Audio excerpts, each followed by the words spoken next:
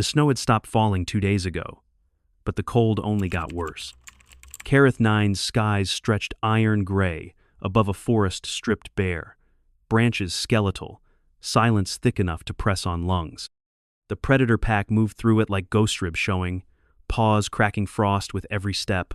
Their leader, old and scarred, limped ahead with a snarl locked in his throat, not from anger, from hunger. They hadn't eaten in 6 days. The young ones had started to fall behind. They passed dead trees, frozen ponds, old battle wreckage, nothing. Then the wind shifted, and the old one paused. Smoke, faint, but real, warm. He tilted his head, nostrils flaring.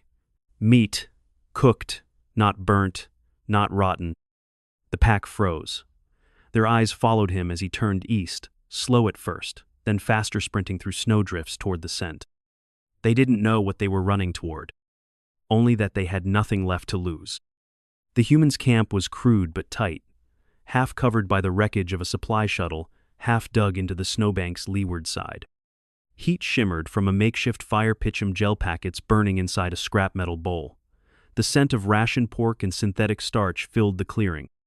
The old one stopped just short of the tree line. Behind him, the pack crouched, eyes sharp. The youngest, barely full-grown, let out a soft click from his throat.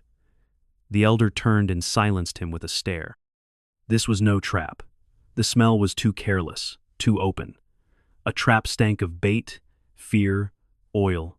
This was tired. A human sat alone near the fire, helmet off, beard thick. His rifle rested across his knees, unfired. He chewed slowly, a look of vague disinterest painted across his frost-bitten face. The old one didn't move. The human did. Not a shift of panic or aim. He glanced toward the tree line, eyes meeting the old one's with a kind of recognition like two animals caught at a watering hole. Then, slowly, he reached into his coat and pulled out a ration pack. He opened it, broke it in half, and tossed the larger piece toward the tree line.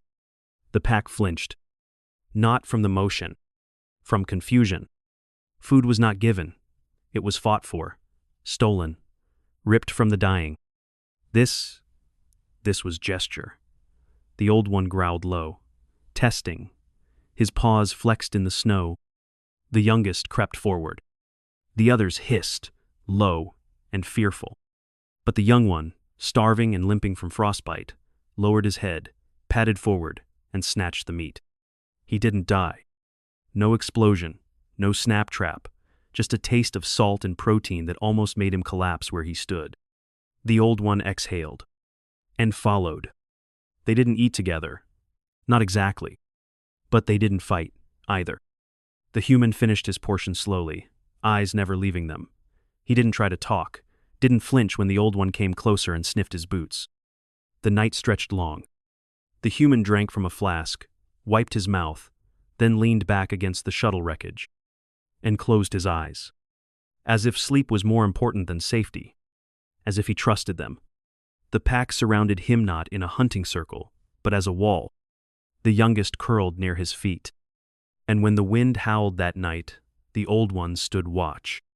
Not for prey, but for threats to something new. The human's name was Jackson Reed. 3 weeks earlier, his drop team had gone down with a ruptured reactor. 12 men, 6 bodies burned. 4 died in the cold, waiting for recovery. Reed survived a fractured scapula, frostbite on 2 fingers, and a concussive head injury. He'd self-set his shoulder, cut off the worst of the necrotic skin with a heated blade, and rationed supplies across 20 days. He had 3 meals left when the predators arrived. Now he had 2. And still, he had given more than half. No reason, no strategy. Just a choice. The following day, the pack didn't leave. They didn't beg either. They watched as Reed cleaned his rifle. As he limped through snow searching for dry fuel, one of the mid-aged males followed him silently, brushing branches with his flank, never overt, never near. Just watching. Reed didn't shoo him off. When he knelt by the stream to refill his purifier, the creature stood beside him, motionless. The stream hissed beneath thin ice. The predator could have lunged. He didn't. Reed spoke once. "You're not as dumb as they think, are you?" The creature blinked slowly. Reed tossed him a bone. That night, a young female collapsed by the fire, exhaustion and infection, her hind legs swollen with an old laceration, pus visible under the fur. Reed saw her breathing go shallow, erratic. He didn't hesitate. He pulled a med wrap from his case, sterilized his knife in the flame, and opened the wound with 2 steady cuts. She screamed once. The pack rose, muscles tight. But Reed worked fast flushing with cleanser, packing with gauze, binding with a thermal strip. The fever would take days to break. If she lasted that long. He didn't say anything when he was done, just set down one of his heating pads beside her and backed away. The old one met his eyes, and for the first time, didn't bare his teeth. 3 days passed. They hunted together, clumsily, but together. Reed baited traps. The predators flushed prey. They brought down a snow elk the size of a shuttle hatch and dragged it, wheezing and limp, back to the clearing. The pack ate. So did Reed. And when the wind shifted again, it wasn't smoke they smelled. It was fire. And it wasn't theirs. It was the beginning of something worse. Something returning. And none of them knew it yet. But war was coming back to Careth 9. And for the first time, the pack had something to defend. The first explosion came at dusk. Not close, but not far either. The ground trembled, and a pulse of low thunder rolled through the valley like a growl from the mountains themselves. Reed jerked upright from where he'd been melting snow for water. The fire hissed in response. Around him, the pack stiffened. The old one rose slowest. Not because of age, because of memory. He had heard that kind of thunder before, and fled from it. Reed scanned the horizon through his scope. Nothing but haze and the bare ridges westward, still catching the last rim of light. Then, flash. Dull, red, wide. Not wildfire, not lightning. Weapons. He tapped his comm out of habit, still static. He hadn't had a clear band since the crash. That meant either the satellites were fried or someone wanted silence. Either one meant company. He slung his rifle over his shoulder and checked his sidearm. The pack watched, unmoving. "You smell it too, huh?" he muttered. "Burnt metal, burnt flesh." The youngest crept closer, ears back, tail low, not afraid of Reed. Afraid of the wind. The ambush came on the 3rd night. Reed had been moving east, toward the edge of the ridge system, hoping to find a relay point or elevation high enough to re-establish comms. The pack had followed without instruction, drifting through the brush like smoke. He didn't ask why.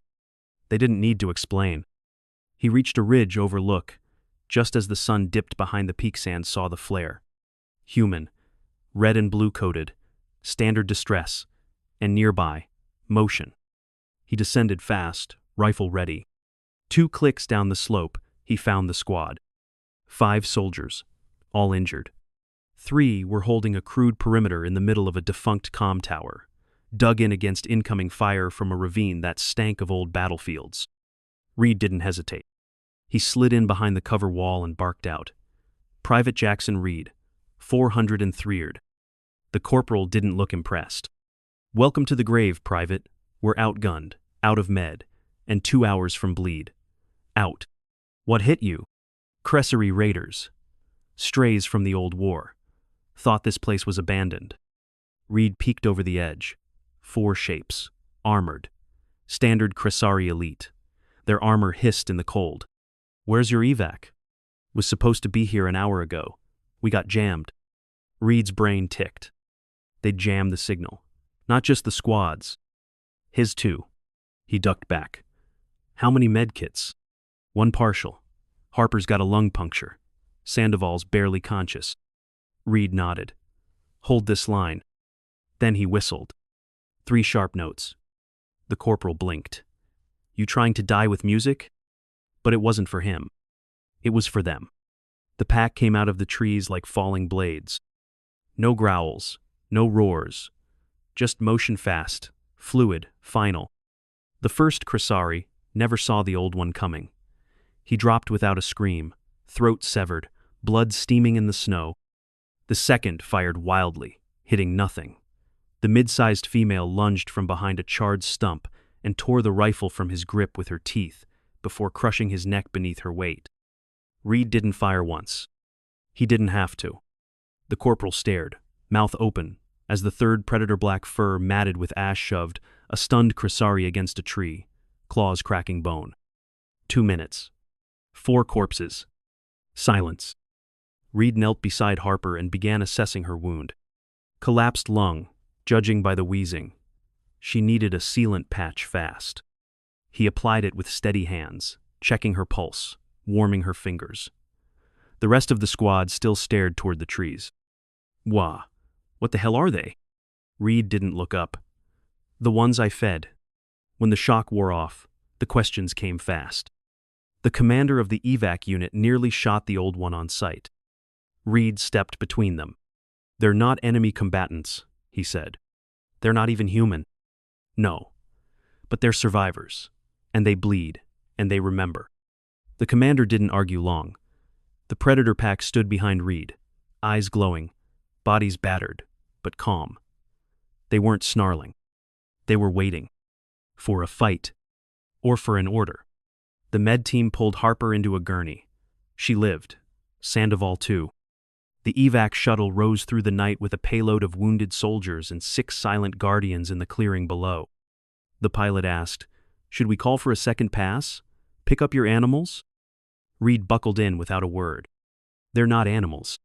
And outside, the youngest predator sat in the snow where Reed had first thrown him meat. He didn't move until the shuttle lights vanished.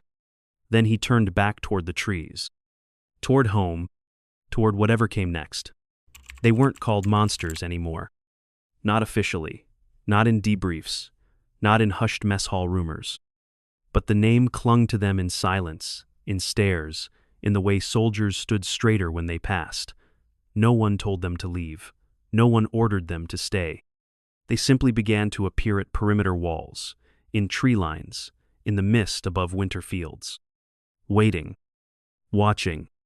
Guarding. 2 weeks after the evac, Jackson Reed returned to Outpost 14 on the southeastern ridge. He arrived with frost-chapped cheeks and a compression sleeve on his arm from a muscle tear he never explained. The corporal who met him didn't ask questions. Reed went straight to the medbay. Not for himself.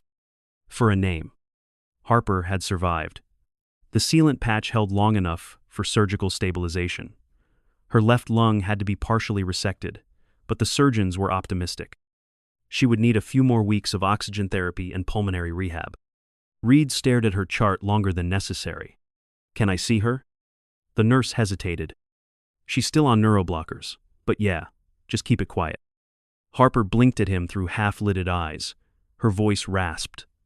"Was it real?" Reed pulled up a chair.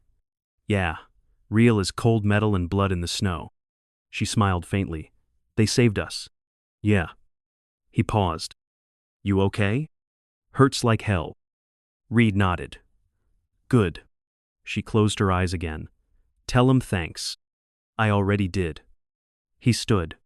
They heard. The pack didn't stay at the ridge. They moved on, back into the deep forests and broken valleys, never resting in the same spot twice. Reed found them only by accident or instinct. He would trek into the edge of the glacial woods, sit by an old fire pit, and wait. Sometimes they came. Sometimes they didn't. But when they did, they always sat just outside the firelight, never begging, never threatening. And once, the old one approached close enough for Reed to reach out. He didn't pet him, just opened his hand. In it, a strip of dried meat. The old one took it without sound, then sat down beside him. They stayed like that until the sky turned pale. Word spread. The 403rd began noticing tracks in the snow, big, sharp, intentional, outposts untouched during Crisari raids.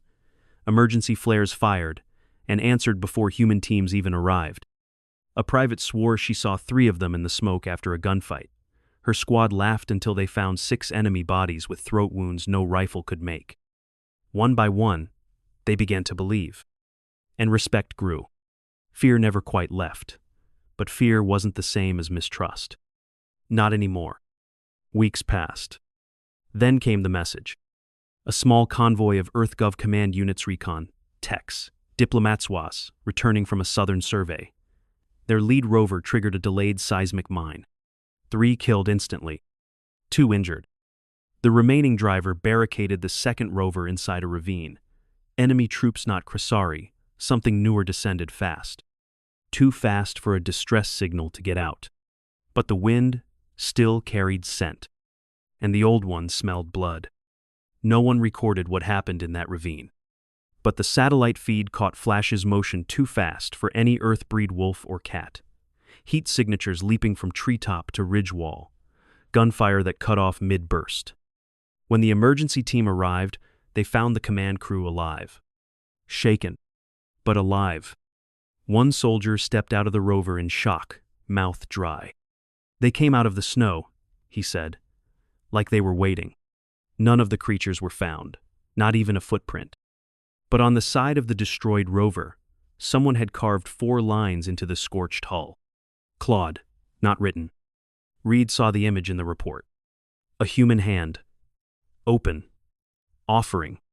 The same hand Reed had held open that first night. By winter's end, EarthGov made its choice. No contracts were signed. No negotiations held. But a message circulated quietly across Fleet Command.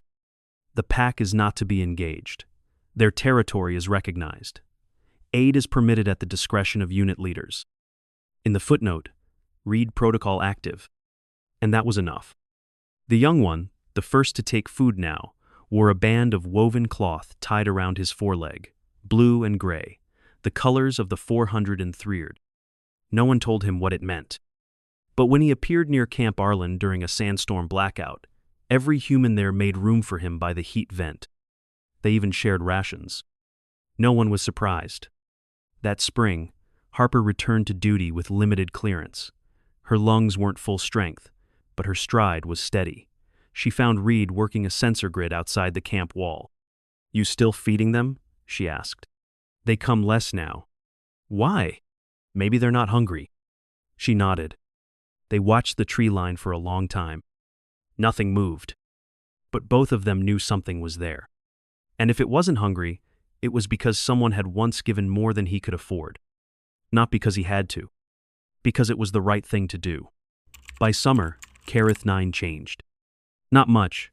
The snow still came early, the trees still groaned under wind, but soldiers stopped carrying their rifles so tight when walking perimeter. Scouts noticed fewer ambushes in the ravines. Medical teams reported fewer wounded, retrieved from wilderness patrols. And always, someone swore they saw glowing eyes in the mist. No one logged complaints. Jackson Reed's hands ached more these days. Scar tissue across his knuckles from frostbite healed stiff, not smooth. His shoulder clicked when he raised it. He'd earned a commendation, though he never read it. Harper pinned it to his bunk post, rolled once, creased twice. "Hero of the human wild accord," it said. Reed didn't laugh when he read it, but he smiled. Slightly. The predators kept their distance, even now. They came only when needed or when called. And sometimes, they didn't wait to be called. A unit out of Outpost 12 lost 2 soldiers in a snowfield collapse. The remaining 5 were stranded, legs broken, hypothermic, no flares, no time. Reed wasn't there, but the old one was. A medic later described it. Fur black with ash, eyes yellow as flare light. The creature pressed its side against the wounded, sharing heat, stayed still, for hours, until evac arrived.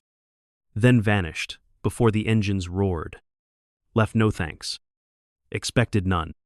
By late August, the first diplomat from EarthGov arrived with an offer. Not weapons, not territory. An emblem. A simple cloth, standard white, with a broken ration packet crossed over a human hand. No lettering. The diplomat placed it at the center of an old battlefield, where scorched earth met thawed river. The pack didn't take it. They circled it, sniffed, stared, then left it standing. A week later, it was gone. Taken, not stolen. Accepted. In the months that followed, sightings increased. Not of attack, of presence.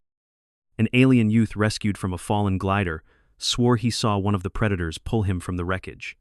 He described black claws that lifted not tore. A merchant convoy stumbled across fresh meat left outside their frost-damaged tents. 5 clean cuts of wild elk. No footprints, no trail. A marine, in the 403rd, found one guarding her injured dog during a hailstorm. No injury reported. Dog recovered fully. When asked what happened, she simply said, "He kept watch." The war returned different stars, different names. Careth 9 remained quiet, but its lessons traveled. On a distant battlefield above Kepler 22, a platoon pinned by enemy artillery held out 6 hours past expectation. No reinforcements were logged. But aerial recon later showed dark shapes moving through crater smoke, fast and low, not human, not machines. When command demanded an explanation, the unit commander replied with 3 words. He fed them. Reed never left Careth 9. He turned down promotion, refused transfer, lived out of a converted storage module at the edge of the ridge stations. He kept the fire pit clean. The old ration box beside it never moved. He set it out, filled sometimes with jerky, sometimes with nothing at all. Just the gesture.